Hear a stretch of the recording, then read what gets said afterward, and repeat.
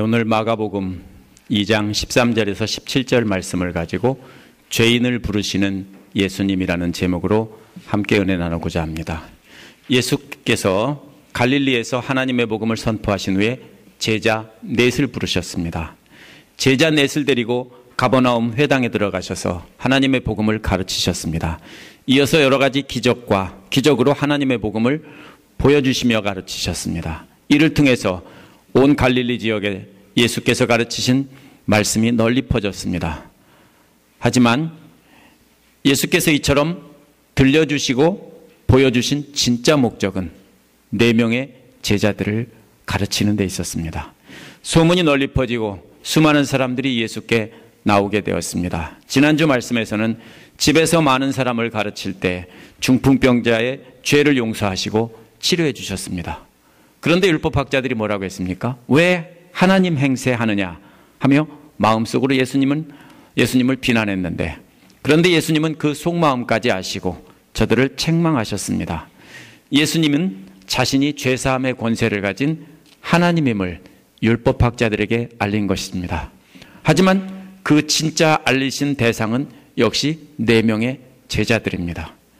오늘 말씀에서는 죄사함의 권세를 가지신 예수님이 죄를 용서하실 뿐만 아니라 용서받은 죄인들을 제자로 부르시는 모습이 나옵니다.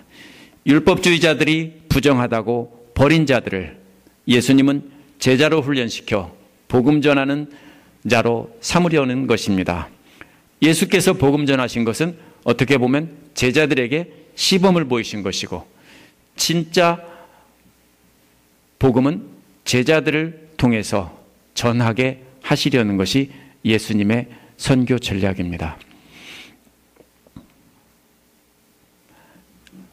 예수께서 제자들을 선발하는 방식은 당시 유대교 율법주의자들과는 완전히 달랐습니다.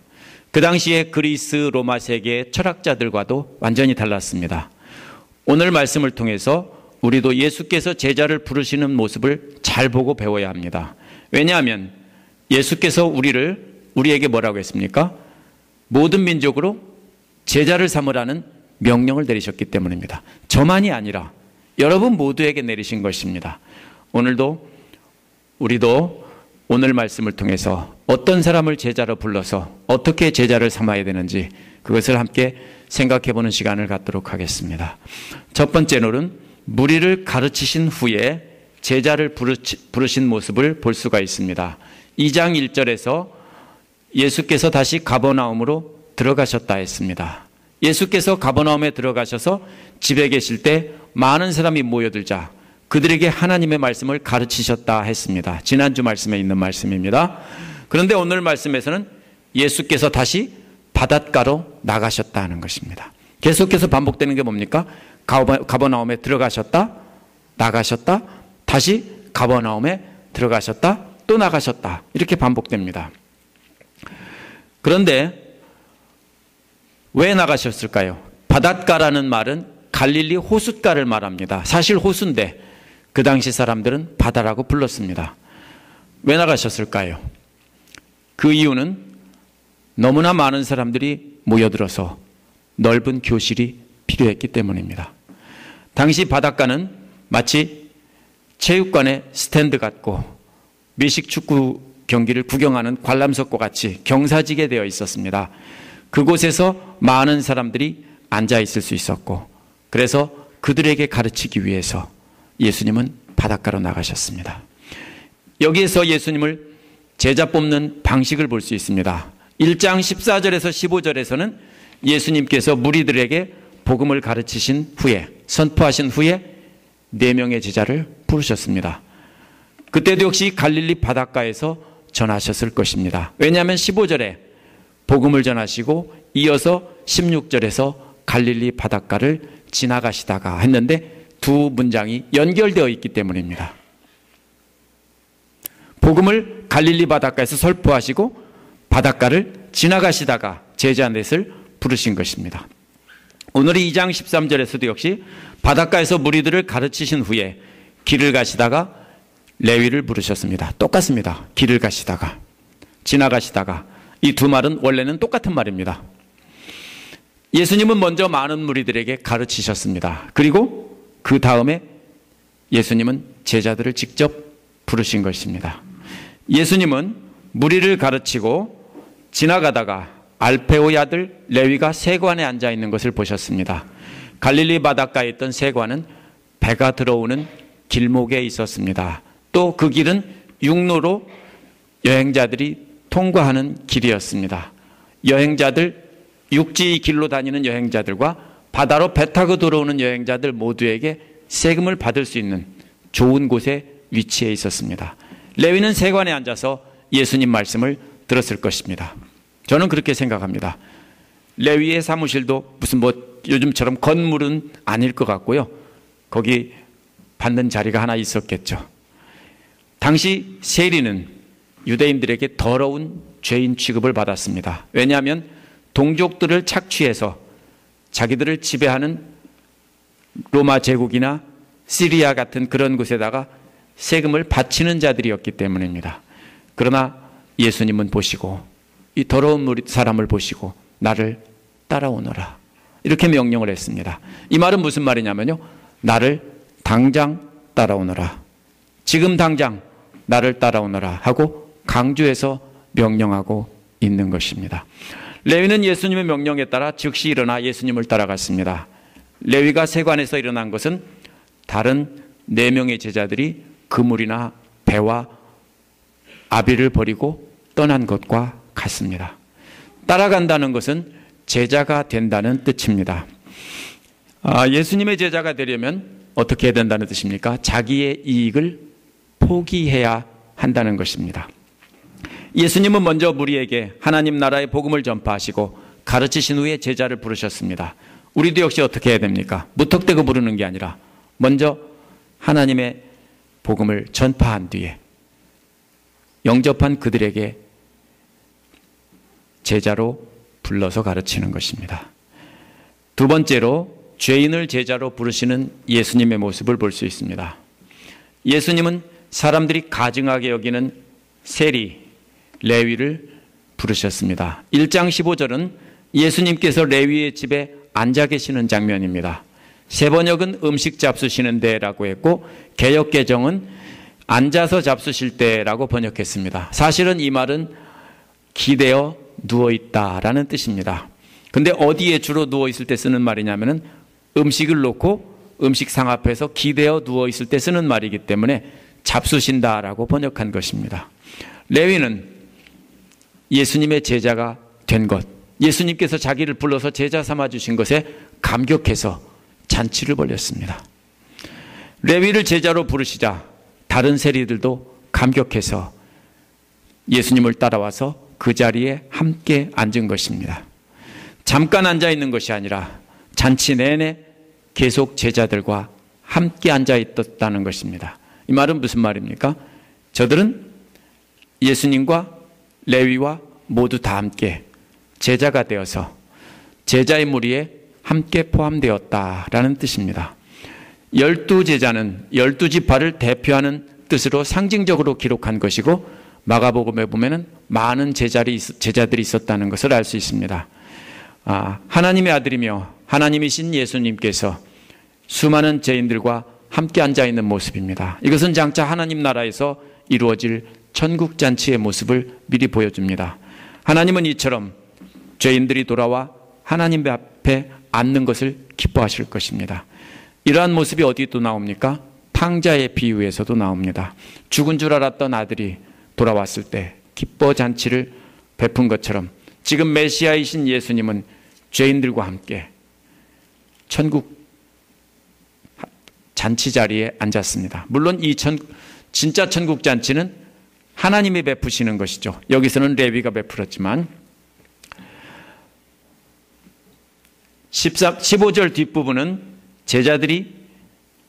죄인들이 제자들과 함께 잔치 자리에 앉은 이유를 설명하고 있는데요.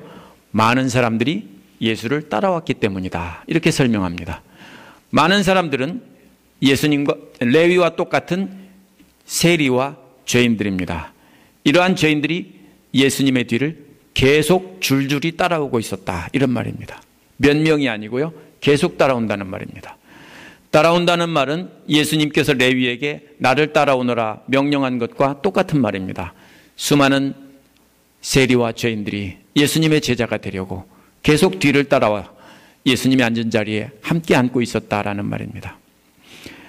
예수님의 제자 훈련 두 번째 방식은 죄인들과 함께 식사하셨다는 뜻입니다. 함께 식사한다는 것은 단순히 먹는다는 뜻이 아닙니다. 이것은 같은 신앙의 공동체로 받아들인다는 뜻입니다. 따라서 이 잔치에 참여한 세리와 죄인들은 제자들의 무리에 참여하게 된 것입니다. 예수님은 죄인을 부르셔서 제자로 삼으신 것입니다. 그렇다면 오늘 우리도 죄인을 불러서 제자로 삼아야 됩니다. 괜찮은 사람 불러서 제자로 삼는 것이 아니라 죄인을 불러서 제자로 삼는 것입니다. 율법학자들의 문제는 뭐였습니까? 스스로 의인이라고 했기 때문에 자신들은 뭐라고 했습니까? 예수님께 배울 필요가 없다라고 생각했습니다. 그들은 죄인입니다. 물론 죄인인데 문제가 어디 있었습니까? 자기들은 의인이라고 생각하는 데 있었습니다. 그런 사람을 제자로 삼는 것이 아닙니다. 먼저 자신이 죄인임을 인정하고 예수님 앞에 엎드리는 사람들을 제자로 삼아야 되는 것입니다. 예수님은 의인을 제자로 삼지 않고 죄인들을 제자로 삼으셨기 때문입니다. 그들과 함께 삶을 나누며 제자로 훈련시켜야 하는 것입니다. 이에 대해서 세 번째로 율법학자들의 질문이 나오고 예수님의 대답이 나옵니다. 이처럼 예수님이 죄인들을 제자로 삼으시자 그리고 그들과 함께 식사를 하시자 비난하는 사람들이 생겼습니다. 그들은 뭐라고 했냐면 바리새파의 율법학자들이라고 했습니다.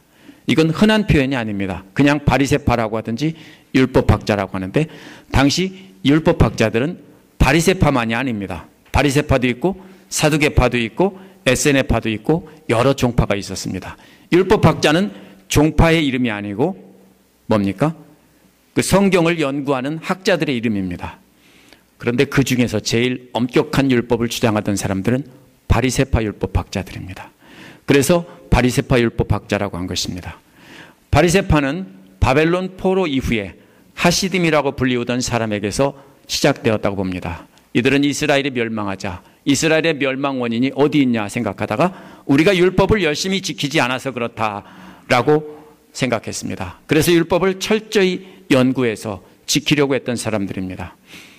이들은 주로 율법에 나타난 정결법을 지켰던 사람들입니다. 뭐가 정결해서 하나님 앞에 나갈 수 있는 것이고 무엇은 부정해서 하나님 앞에 나갈 수 없는 것인가 이거를 구별했던 사람들입니다. 이 바리새파라는 말의 뜻은 분리주의자라는 뜻입니다. 철저히 율법을 지키는 사람만 곤란해서 자기네 공동체로 삼았고 만약에 지키지 않는 사람들은 곤란해버렸습니다. 이렇게 해서 나쁜 것은 다 곤란해서 순수한 참 이스라엘을 만들려고 했습니다. 그렇게 해서 하나님 나라를 이루려고 했습니다. 마치 뭐와 같습니까?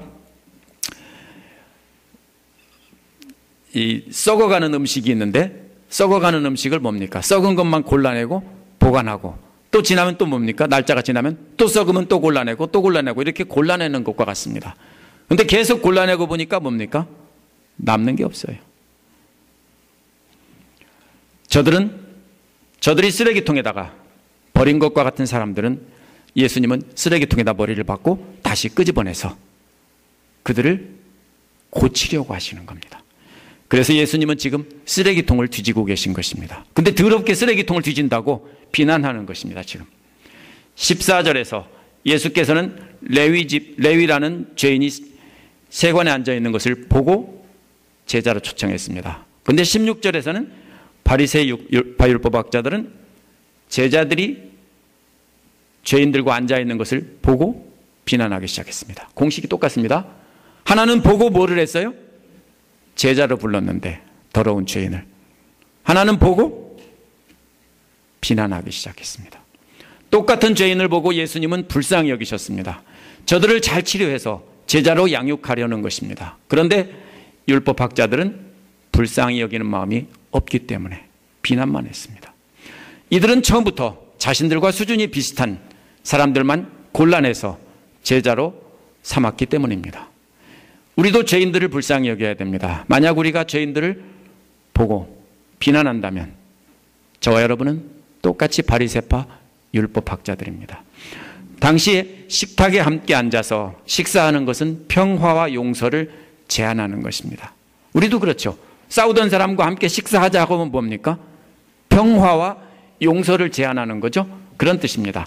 탕자가 살아있는 아버지에게 유산을 달라고 하는 것은 심각한 문제였습니다.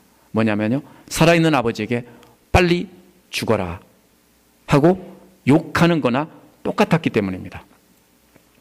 저주입니다. 아버지에게 유산을 나눠달라는 것은 아버지 빨리 죽으라고 저주하는 겁니다. 왜냐하면 죽어야 유산을 물려받는 것이거든요. 그런 원수 같은 아들이 돌아왔을 때 잔치를 베푼 것도 역시 뭡니까? 평화와 용서를 제안한 것입니다. 예수님은 레위가 베푼 잔치 자리에 다른 죄인들과 함께 앉은 것도 역시 그들에게 불쌍한 그들을 불쌍히 여겨서 평화와 용서를 제안한 것입니다. 하나님이신 예수님은 더 이상 그들과 원수가 되지 않겠다는 것입니다. 평화를 선포하시고 용서하시겠다고 뜻을 표현한 것입니다. 그러나 바리새파 사람들은 이러한 사람들을 용서하지 않았습니다. 이러한 사람들은 바리새파 사람들은 자신들을 철저하게 분리시켰습니다. 분리시켰을 뿐만 아니라 율법과 구두전승이라고 하는 것으로 높은 담을 쌓았습니다. 혹시나 쫓아낸 사람들이 넘어올까 봐. 어떻습니까? 부잣집일수록 담이 높고 그 위에 철조망도 있고 CCTV 카메라까지 있죠. 그런 것처럼 이들은 자꾸 담을 높였습니다. 혹시 가난한 사람들이 넘어올까 봐, 더러운 사람들이 넘어올까 봐. 중풍병자에게 죄사함을 선포했을 때도 이들의 마음에는 예수님을 비난하는 마음이 생겼습니다. 그런데 이번에는 예수님에게 이번에도 역시 직접 말하지 않았어요. 앞에서도 속으로만 생각했는데 이번에도 직접 말하지 않고 누구에게 말했습니까? 제자들을 불러서 말했습니다. 물론 더러운 죄인의 집에 들어갈 수 없었을 것입니다. 그러나 저들이 담대했다면 사람을 시켜서 예수님을 불러서 직접 비난할 수 있었습니다. 그런데도 제자들을 불러서 비난한 것은 저들이 예수님을 두려워하고 있다는 뜻입니다. 만약 예수님이 단지 죄인 중에 한 명으로 보았다면 죄인인 예수님이 죄인들과 식사하는 것을 이상하게 여길 이유가 없습니다. 저들은 예수님의 가르침을 들었습니다. 놀라운 기적도 보았습니다. 그리고 마음속으로 존경하는 마음도 생겼을 것입니다. 예수께서 자신들과 같이 율법을 잘 지키는 사람들을 제자로 삼을 것을 기대하고 있었을 것입니다. 와, 놀랍다. 저분이라면 바로 우리가 저분의 제자가 될 거다. 이렇게 생각하고 있었을 것입니다. 그런데 엉뚱하게도 자신들이 더럽다고 쓰레기통에다 버린 사람 같은 그런 죄인들을 불러서 제자로 삼으시니까 너무 당황한 겁니다. 그래서 예수님을 진짜 하나님의 아들이 아니라고 거부한 것입니다. 이 이야기는 받아들일 수 없는 사람을 받아들인 예수님의 사역 현상을 잘 설명한 것입니다. 예수님은 절대로 세리와 죄인들이 옳다고 하신 것이 아닙니다. 오해하면 안 됩니다. 예수님도 세리와 죄인들보다 바리새파 사람들이 더 옳다고 생각하셨어요. 아니라고요? 분명합니다. 예수님도 바리새파 율법학자들, 이들이 더 세리와 죄인보다 옳다고 하는 것을 아셨어요. 그런데 예수님이 죄인들을 부르신 것은 옳다고 부르신 것이 아닙니다. 불의한 죄인이지만 너그럽게 용서하시고 불러주신 것입니다. 복음서에 보면 예수께서 바리새파 사람들을 계속 책망하는 모습이 나오는데 이것은 저들이 죄인들보다 못하다고 해서 책망하는 것이 아닙니다. 저들에게 용서하는 마음이 없다라고 책망한 것입니다. 저들에게는 뭐가 없었습니까? 하나님의 마음이 없었습니다. 제 사위와 딸이 이번 추수감사절에 왔습니다. 그러더니 오더니 어딘가 나갔다 오더니 고양이 한 마리를 입양해 왔습니다. 제 딸 예슬이가 꼬리가 없다며 꼬리라고 불렀습니다. 제 아내가 이 고양이를 통해서 위로를 받으라고 입양해 온 것입니다. 제 아내는 이 고양이의 이름을 합이라고 지었습니다. 하나님께서 주신 나비다 이렇게 지었습니다. 그런데 이 고양이는 몸이 아프기 때문에 다른 사람들이 버린 겁니다. 아시죠? 남들이 버린 거는 계속 두면 어떻게 됩니까? 일정한 기간이 지나면 죽이죠. 그래서 근데 사람들은 보통 어떤 것만 데려갑니까? 건강한 고양이만 골라서 데려갑니다. 근데 제 사위와 딸은 아픈 고양이를 입양해 왔습니다. 그냥 두면 죽게 되기 때문에 불쌍히 여기는 마음으로 입양을 해왔습니다. 바리새인들이 바로 어떤 사람들입니까? 건강한 고양이만 골라서 입양해가는 사람들과 똑같습니다. 아픈 고양이는 귀찮다며 내버린 사람과 똑같습니다. 도네이션 한다고 했겠죠? 아픈 고양이 내버렸어요. 자신에게 더러운 것이 묻을까 봐 골라서 버린 사람들과 똑같습니다. 마치 전염병이 계속 번지고 있는 상황에서 아픈 사람을 골라서 멀리 내다 버리는 것과 똑같습니다. 그런데 전염병 환자는 어떻게 됩니까? 계속 늘어나고 늘어납니다. 그러면 계속 뭡니까? 갖다 버리는 일을 하는 겁니다. 뭐 그런 영화 장면들이 가끔 있죠. 저도 동물을 별로 좋아하지 않습니다. 제가 원래 안 좋아합니다. 이해하십시오. 어디 가서 강아지 엄청 이뻐하지 않아도. 그런데 벌써 아시죠? 이 고양이는요, 꼬리도 없는데 설상가상으로 설사를 해서 항문에 변을 묻히고 다닙니다. 그런데 이 침대 위로 올라와서 여기저기다가 변을 발라놓았습니다. 그래서 제가 침구를 모두 걷어다가 빨래를 했습니다. 건강한 고양이도 귀찮게 생각하는 저인데 아픈 고양이는 말할 수 없이 귀찮은 존재입니다. 하지만 제 딸과 아내는 고양이에게 약을 먹이고 항문을 닦아주고 끌어안고 쓰다듬어 주었습니다. 제 아내는 이런 고양이가 새하얀 이불 위로 올라와도 그냥 둘 뿐 아니라 끌어안고 쓰다듬어 줍니다. 예수님은 아픈 고양이를 입양해가는 우리 사위와 딸과 같습니다. 돈이 얼마가 들더라도 치료해 줘서 함께 친구로 지내려고 하는 사람과도 같습니다. 변이 묻은 고양이가 더러운 변 묻은 고양이가 새하얀 침구에 올라와도 닦아주고 안아주고 사랑해주는 제 아내와도 같습니다. 사마리아인의 비유에서도 이러한 예수님의 사역이 잘 나타나 있습니다. 비용이 들면 돌아와서 터주겠다. 더구나 멸시받는 사마리아인이 유대인에게 그렇게 한 것입니다. 그 쓰러져 있는 강도 맞는 사람은 뭐냐면요, 사마리아 사람을 뭐라고 생각합니까? 개만도 못한 사람이라고 그렇게 생각하는 사람들입니다. 그런데 그런 원수를 갖다가 그렇게 치료해주고 돌아올 때 돈이 더 들면 더 주겠다 한 겁니다.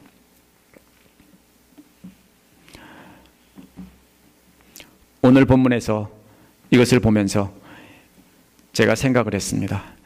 이 바리새파 율법 학자들은 자신들의 침대를 오염시킬까 봐 아예 밖으로 쫓아낸 것입니다. 집 밖에서 키운다는 뜻이 아닙니다. 그러면 황송하지요.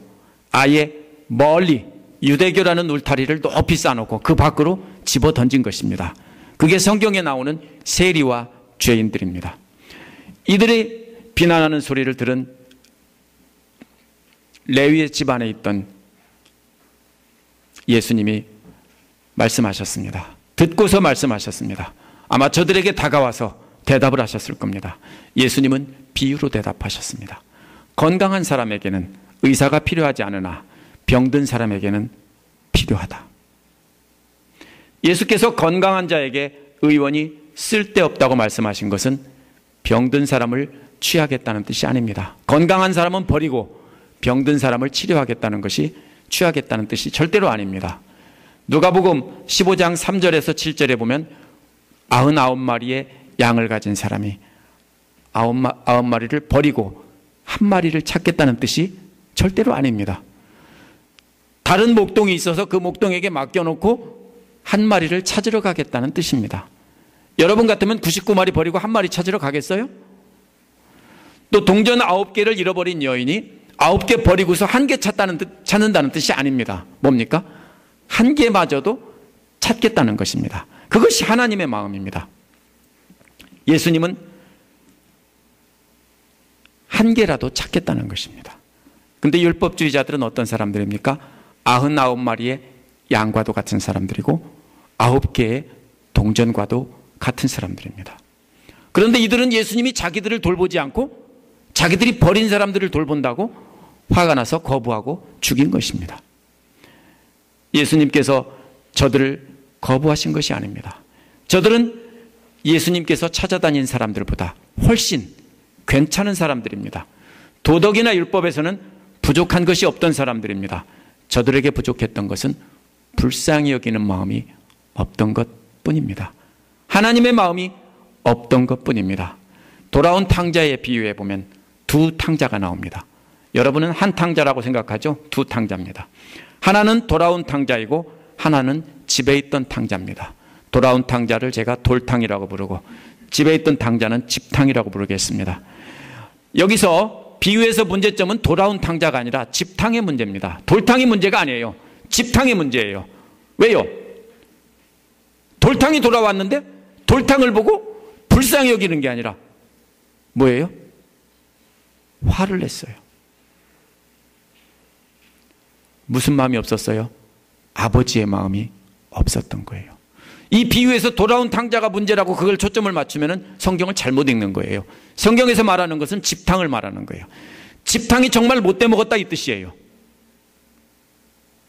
그래서 예수님을 율법주의자들은 하나님의 마음을 몰랐기 때문에 예수께서 자신들을 주목하지 않자 거부하고 죽인 거예요. 병든 자는 세리와 죄인들을 가리킵니다. 의인이란 바리새파 사람들을 가리킵니다. 그러나 예수님은 바리새파 사람들이 진짜 의인이라고 생각하신 것이 아닙니다. 저들 스스로가 의인이라고 생각했기 때문에 비꼬는 투로 그렇게 말한 것입니다. 저들은 진짜 의인이 아닙니다. 무늬만 의인이었습니다. 만약 저들이 진짜 의인이었다면 예수 그리스도가 없어도 구원받을 수 있는 사람들입니다. 이런 율법주의자들 중에 최고의 율법주의자가 누구였습니까? 사도 바울이었습니다. 근데 사도 바울도 로마서 3장 10절에서 뭐라 하겠습니까? 기록된 바 의인은 없나니 하나도 없으며. 저들은 진짜 의인이 아니라 스스로 의롭다고 생각한 사람들입니다. 저들이 자신만도 못한 사람들은 모두 죄인으로 몰아서 쫓아내고 버린 것입니다. 이런 저들을 비꼬는 투로 저들이 비난하는 죄인들의 반대말인 가상의 의인을 만들어내서 의인과 죄인, 병든 자와 건강한 자 이렇게 말한 것입니다. 그리스 철학자 디오게네스가 한 말도 이와 비슷한 말이 있습니다. 아마 예수님의 쓰신 말씀은 당시의 속담처럼 유명한 격언과도 같은 것이었을 겁니다. 디오게네스는 말하기를 의사는 반드시 아픈 사람 가운데로 가야 하는 것처럼 현명한 사람도 반드시 어리석은 사람 가운데로 가야 한다. 이런 말을 행했습니다. 예수님도 진짜 의사라는 뜻이 아닙니다. 율법학자들의 마음속까지 생각을 하시던 예수님은 하나님이십니다. 모든 것을 다 하시는 전지하신 분이고 모든 것을 다 하실 수 있는 능력이 있으신 전능하신 분입니다.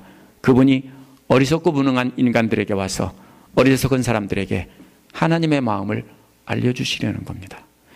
예수님은 죄인들 가운데 사시면서 죄인들을 말씀으로 치료하여 의로운 사람으로 만들려고 이 땅에 오신 것입니다. 그래서 먼저 제자들을 부르시고 혼자 짧은 생애 동안 그것을 완성할 수 없으니까 제자들에게 그 사역을 맡기신 겁니다. 오늘 말씀을 정리해 보겠습니다. 우리도 예수님처럼 먼저 말씀을 선포한 뒤에 가르친 뒤에 제자를 뽑아야 됩니다. 그래서 제자를 뽑을 때는 항상 뭡니까? 처음 나온 사람을 뽑는 것이 아니라 말씀을 깨닫고 아는 사람을 뽑는 겁니다. 하지만 예수님은 자신이 선포한 말씀 듣고 변화받은 사람 중에서 탁월한 사람을 뽑는 것이 아닙니다. 저도 그러고 싶습니다. 탁월한 사람을 뽑고 싶은데 그것이 인지상정이죠. 그렇죠? 세상의 스승들은 괜찮은 사람을 뽑습니다. 그런데 예수님은 예수님 말씀을 듣고 변화받은 사람 중에서 이 죄인보다 레위보다 훨씬 나은 사람이 많이 있었을 텐데 그 중에서도 가장 손가락질 받는 레위를 뽑은 겁니다. 처음에 뽑은 제자들도 보면은 그 사회의 하층민들입니다. 베드로와 안드레도 죄인은 아니지만 미천한 사람들이었습니다. 야고보와 요한도 그들보다 경제력이 조금 있지만 역시 그 당시에 엘리트에 속한 사람은 아닙니다. 예수님의 기준은 뭡니까? 사람들을 구원할 수 있는가? 이게 기준입니다. 미천한 어부를 구원하기 위해서 베드로와 야고보를 골랐고 그보다 조금 나은 어부들을 구원하기 위해서 안드레와 요한을 골랐습니다. 이번에는 누구를요? 상종 못할 죄인을 구원하기 위해서 레위를 뽑은 것입니다. 그 중에서도 특별히 더 많이 아픈 환자와 같은 죄인을 뽑았습니다. 더 많이 아픈 환자가 예수님을 통해 치료받으면 다른 아픈 환자의 마음을 알 수 있기 때문입니다. 그래서 예수님의 마음으로 치료할 수 있기 때문입니다. 예수님은 그래서 많이 아픈 환자와 같은 큰 죄인들을 뽑아서 제자로 삼으셨습니다. 감격이 더 크겠죠. 죽을 병에 걸린 사람은 어떤 마음이 있습니까? 치료받고 나면 감격이 있습니다. 그 감격으로 사람들에게, 아픈 사람에게 다가가서 어떻게 할 수 있습니까? 함께 위로하고 격려하고 치료해 줄 수 있습니다. 그래서 예수님은 아픈 사람 중에 가장 아픈 사람인 죄인인 레위를 불러서 다른 아픈 사람들을 치료하는 겁니다. 제가 신학교 아파트 살 때 바로 앞집 사람이 그 미국인 목사님이 있었습니다. 저보다 한 살 적은 사람이었는데요. 그 집에 아이들이 참 많았습니다. 그 중에 막내는 중국 선교 갔다가 입양해 온 아이입니다. 그 목사님은 그 아들을 돌보고 있는 사람들에게 중국에 가서 아무도 데려가지 않는 사람을 달라 이렇게 했답니다. 수술비가 너무 많이 들기 때문에 아무도 안 데려가던 아이를, 아픈 아이를 데리고 왔습니다. 근데 이 아이는 마음대로 뛰어놀지도 못하고 항상 웅크리고 앉아만 있던 아이였습니다. 돈이 얼마가 들더라도 미국으로 데리고 와서 치료해주고 아들로 키우려고 데리고 왔어요. 제가 거짓말을 꾸며내는 게 아니라 바로 내 앞문, 문 앞에 건너편에 살던 미국인 목사님입니다. 미국에 와서 그 아이를 치료해 주려고 병원에 갔는데 아무런 이상이 없답니다. 원래는 이상이 틀림없이 있었는데 그냥 그래서 뛰어놀아요. 우리 집 앞에 잔디밭에서 막 뛰어놀고 다닙니다. 그러면서 놀랍다고 저한테 이야기를 해주는 겁니다. 중국에서는 분명히 수술받아야 할 그런 아이였는데 하나님께서 가난한 신학생의 호주머니를 생각해서 치료해 주신 것입니다.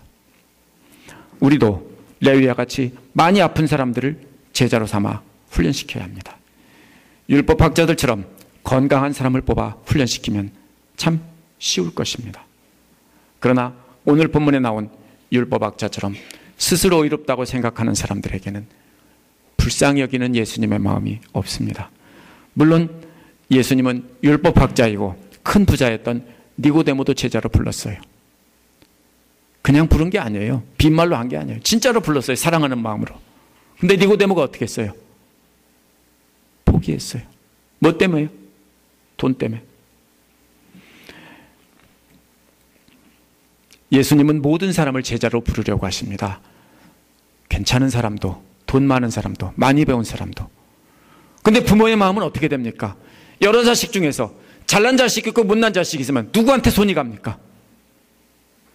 못난 자식한테 손이 가요. 그러면 잘난 자식은 뭡니까? 뭐라고 해요? 동생만 차별한다고 하죠? 아니에요. 차별하는 게 아니에요. 가만둬도 괜찮은 자식들은 그냥 두는 거예요.